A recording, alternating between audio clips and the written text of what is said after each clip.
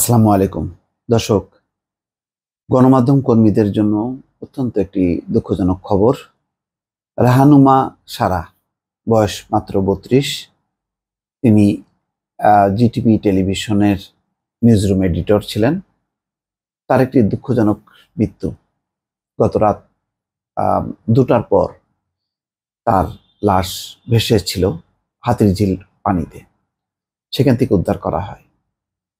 কিভাবে তিনি মারা গেছেন এটি এখনো জানা যাচ্ছে না। পুরো বিষয়টি রহস্যে ঘেরা। রাহানুমার স্বামী বলছেন যে তিনি পানিতে ঝাঁপ দিয়ে আত্মহত্যা করেছেন। আর পুলিশ এখনো নিশ্চিত না যে তিনি আত্মহত্যা করেছেন নাকি তাকে কেউ হত্যা করেছে। ময়নাতদন্ত প্রতিবেদন পাওয়ার পর বিষয়টি পরিষ্কার হবে। রাহানুমার স্বামীর নাম সায়েদ শুভ্র। তারা রাজধানীর কল্যাণপুরে ভাড়া বাসায় থাকতেন। রাহানুমার বাবার নাম বখতিয়ার শিকদার, বাড়ি নোয়াখালীর সোনাইমুড়ি উপজেলায়।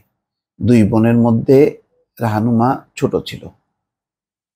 আমার কাছে খারাপ লেগেছে, রাহানুমার যেই বিভিন্ন ছবি দেখছি তার সহকর্মীরা শোক জানাচ্ছেন। তার মধ্যে সেই মাথায় তার ব্যান্ড ছিল বাংলাদেশের পতাকা সম্বলিত, হাতে পতাকা। তার মানে বোঝা যাচ্ছে সাম্প্রতিক যেই গণ আন্দোলন ছিল, ছাত্র আন্দোলন ছিল, সেই ছাত্র আন্দোলনে তিনিও শরিক হয়েছেন।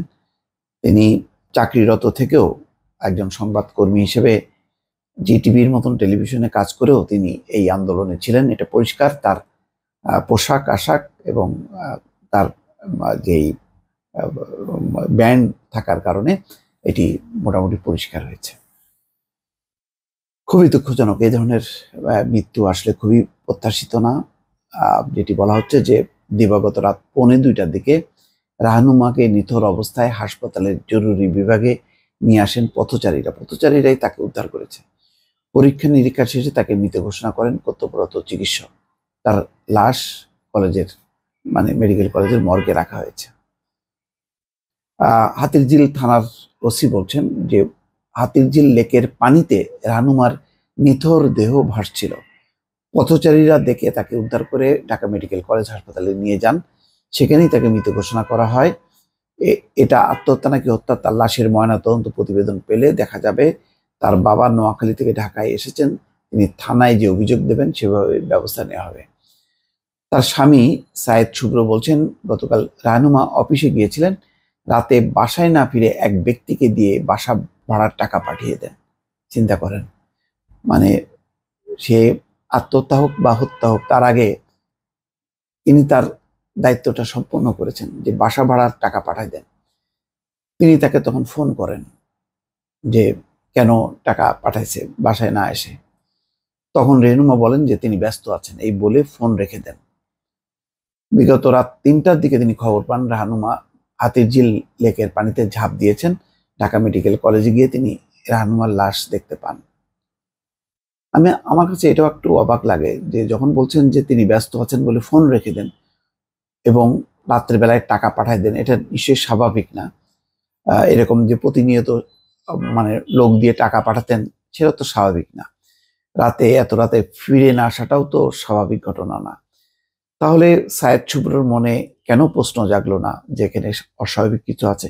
ঠিক আছে, আমি আবার চেষ্টা করি, অথবা আমি নিজে সেই টেলিভিশনে যাই, যে দেখে আসি যে কি অবস্থা, কেন এটি হচ্ছে। এটার আমি কোনো উত্তর আমি অন্তত কোনো রিপোর্টে পেলাম না। সায়েদ শুভ্র বলছেন যে প্রেম করে 7 বছর আগে তারা পরিবারকে না জানিয়ে বিয়ে করেছিলেন। তাদের মধ্যে কোনো ঝগড়াঝাটি হয়নি। তবে বেশ কিছুদিন আগে থেকে রাহানুমা আলাদা হয়ে যেতে চাইছিলেন। তারা কাজী অফিসে গিয়ে বিবাহ বিচ্ছেদ সম্পন্ন করতে চেয়েছিলেন, তবে দেশের পরিস্থিতির কারণে তা আর করা হয়নি। তার মানে বোঝা যাচ্ছে যে সামথিং তার মনের মধ্যে অশান্তি। স্বামীর সাথে ঘর করতে চাচ্ছিল না। নতুন কোনো সম্পর্ক হতে পারে, সেই সম্পর্ক হয়তো কোনো নির্দিষ্ট কোনো রূপ নিচ্ছিল না। কোনো একটা কিছু ঘটেছে। নতুবা সায়েদ শুভ্র কেন এত বেশি থাকলেন, যে একেবারে উদাসীন থাকলেন, যে বাসা ভাড়ার টাকা পাঠালো, ফোন করলো যে কেন টাকা পাঠানো হলো, বাসায় না এসে বললেন ব্যস্ত, টেলিফোন রেখে দিলেন। তখন তার কৌতূহল হলো না যে তার সামথিং রং। বোঝা যাচ্ছে যে এখানে কিছু একটা আছে। তো কিছু একটা আছে, যাই হোক, সেই রহস্য হয়তো উদ্ঘাটন হবে প্রকৃত ঘটনাটা কি। কিন্তু দুর্ভাগ্যজনকভাবে এরকম একজন নারী কর্মী, গণমাধ্যমে আমাদের নারী সাংবাদিকদের খুব দৃঢ় অবস্থান নেই। আবার সে বেশ যে সচেতন একজন, যে এই বৈষম্য বিরোধী ছাত্র আন্দোলনকে সমর্থন করেছে, তার চিহ্ন তার শরীর বহন করে, তার এরকম মৃত্যু নিঃসন্দেহে গণমাধ্যম কর্মীদের জন্য একটি দুঃখজনক, এবং তার সহকর্মীরা আজকে সোশ্যাল মিডিয়াতে এসে তার জন্য শোক প্রকাশ করছেন। দর্শক, ভালো থাকবেন। আল্লাহ হাফেজ।